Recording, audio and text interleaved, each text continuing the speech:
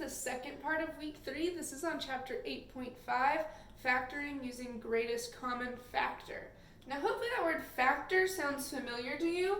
For instance, if I gave you the number 12, hopefully you know that the factors of 12 are 1 and 12, 2 and 6, 3 and 4.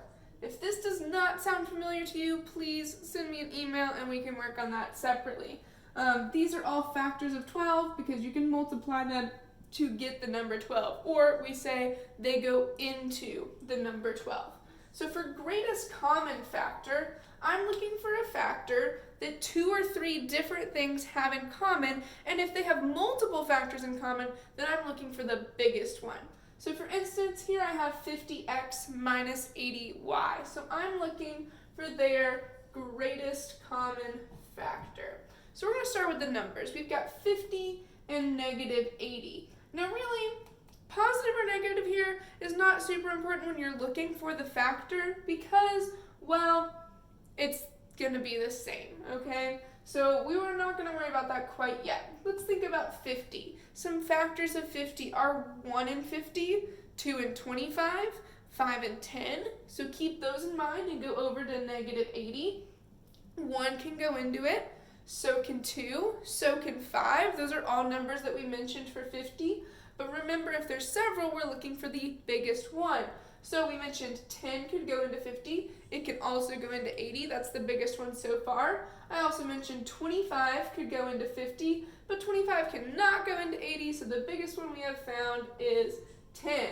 Now, if there are any variables that both terms have in common, that would also count towards the greatest common factor, but in this case, they're not the same. That one's an x, this one's a y. So our greatest common factor is just 10.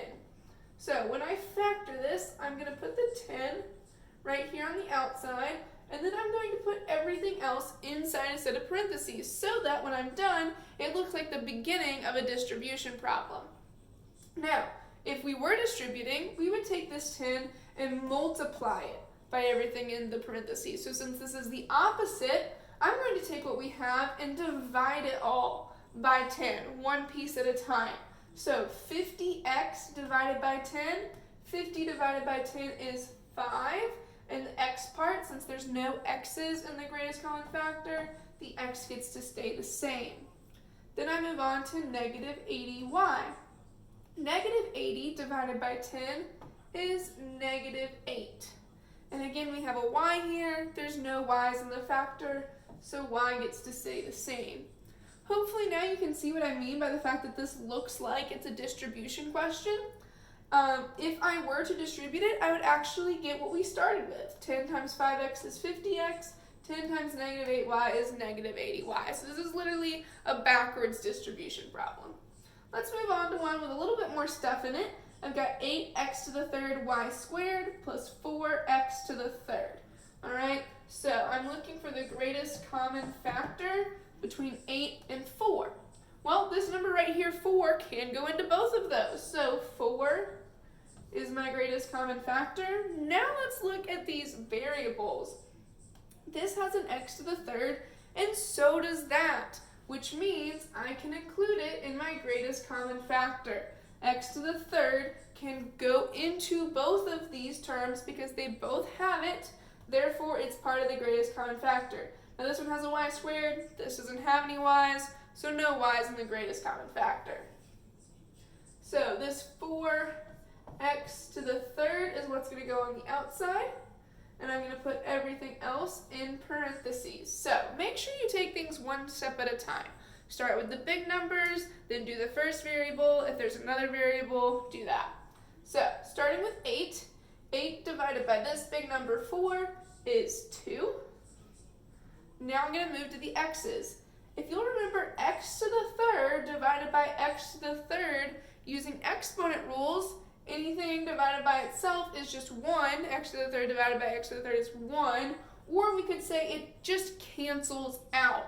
Because if I were to say times 1 here, 2 times 1 is still 2. So really what's happening is that I don't need to include these x's at all on this term. The x's canceled out. Then I have a y squared. There's no y in the greatest common factor, so y squared will stay the same inside the parentheses. I now move on to my next term, plus 4x to the third. 4 divided by 4 is plus 1. And then x to the third divided by x to the third, like we just said, cancels out. So that's actually it. 4x to the third on the outside, 2y squared plus 1 on the inside. Again, if you were to distribute this, you would get what we started with. Now, let's look at one more. Maybe a little bit more challenging.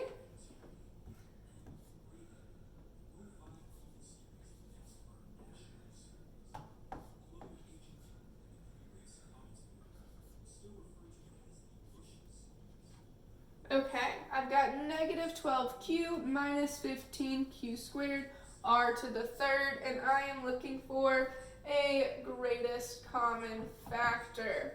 Now, starting with my numbers, here is when that negative sign is going to matter. If they are both negative, or if they are all negative, if you had more than 2, then the greatest common factor is negative, because you can take a negative out of both of them. Moving on to the numbers, 12 and 15. The biggest number that goes into both of those is 3. 3 can go into 12 and into 15. Moving on to the q's.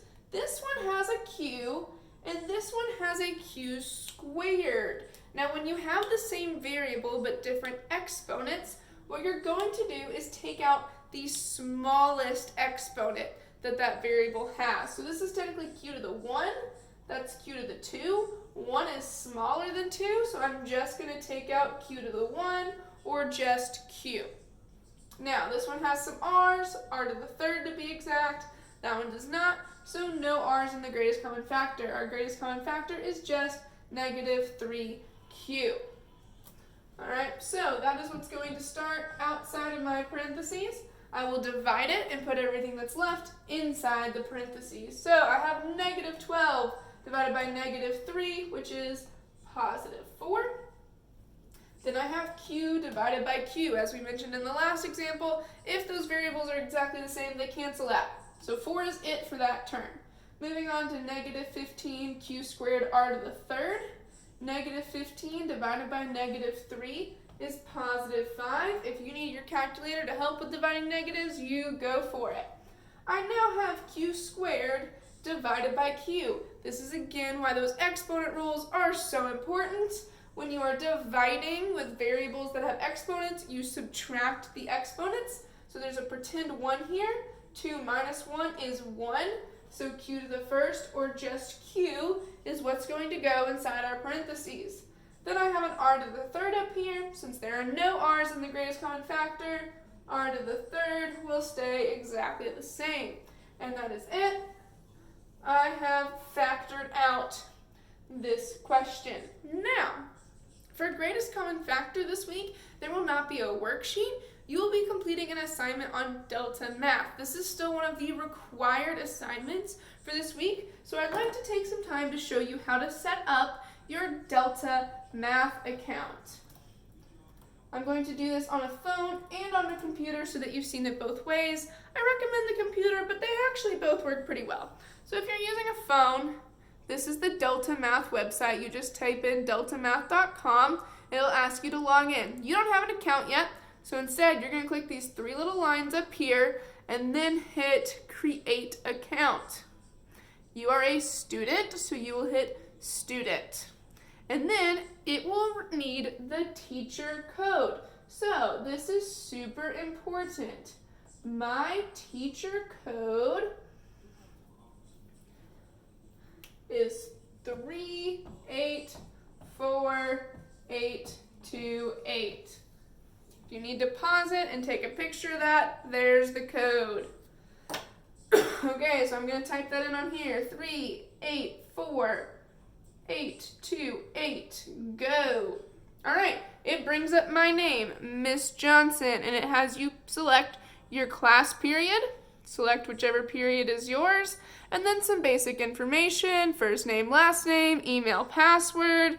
This is my husband's phone, so I'll just type in his stuff real quick. Alrighty.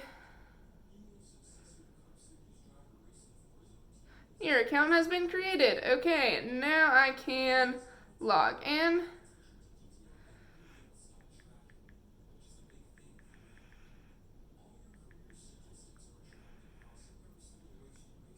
Hold on just a second while I do that. Okay, I got logged in. So if you're on a phone, this is kind of what it looks like. It tells you the assignment. You haven't completed it yet, so it says 0%.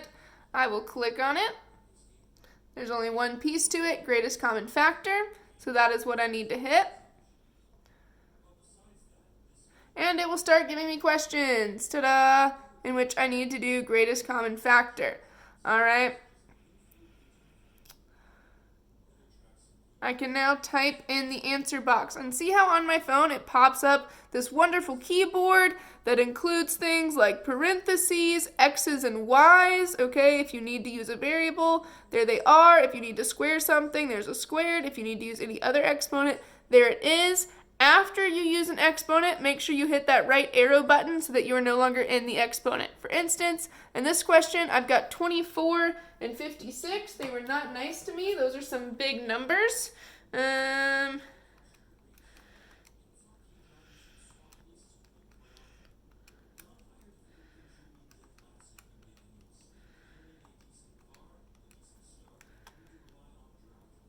Alright, I have found out that 8 goes into both of them. So, I'm going to start by typing in the number 8 because that's part of my greatest common factor. One of them's got an x to the 4th. The other one's got an x to the 3rd. So I can include x to the 3rd in my greatest common factors, which means I need to hit the button that says x. And then this a to the b right here, that's my button for exponents. So I hit it and type in a 3 since I want an exponent of 3. To get out of the exponent, I press this right arrow key. I'm no longer in the exponent. I can now type the rest. So I need to start a parentheses since I'm done with my greatest common factor. Now for the stuff that goes inside the parentheses, 24 divided by 8 is 3. X to the 4th divided by x to the 3rd using exponent rules is just x. I'm done with that term. I need a plus sign. 56 divided by 8 is 7. And x to the 3rd divided by x to the 3rd cancels out, so I'm done with that one. I can close the parentheses. I am finished, so I hit submit answer. I hit yes, and ta-da, I got that one correct. So there it is on a phone. Obviously, you would hit next problem and keep going. If you are on a computer, Delta Math looks more like this. Okay, I skipped in the login process because it's the same. But here is the expression I'm supposed to factor. I type in the answer box. Now I'm just using a normal keyboard. Okay, so on a normal keyboard, let's look at this problem. -10 and 70 have the number 10 in common. So 10 is the numerical part of my answer. And then I've got an x squared and an x. The smallest exponent there is just plain old x. So I'll include that in my greatest common factor. I can now start the parentheses, so hopefully you can find parentheses on your keyboard. And then I need to type in -10 divided by 10 is -1. X squared divided by x is x. Now, unfortunately, this was a bad example because I wanted to show y'all an exponent. So I'm just going to get this one wrong for the sake of showing you. Your exponent button is going to be this little arrow, this up arrow that you see probably on top of the 6. Okay, on top of this 6, you see an arrow. So I'm going to hit shift, and then that arrow, that will move the cursor up a little bit so that I can type in an exponent. So I'm going to put a squared there. And then again, you need to come out of the exponent by hitting this right arrow down and then typing in the rest. So I'm going to type +7. I know that we're getting this wrong. That's okay. There is also this button over here, this keyboard, that will give you the exact same one that was on the phone, so that's up to you. You may use either of those options. All right, now if I submit that and it's wrong, it will show me why I got it wrong, or at least what the right answer was, which will hopefully help you with future problems. Again, if you have questions, please email me. I'm happy to help. It's been great to work with y'all.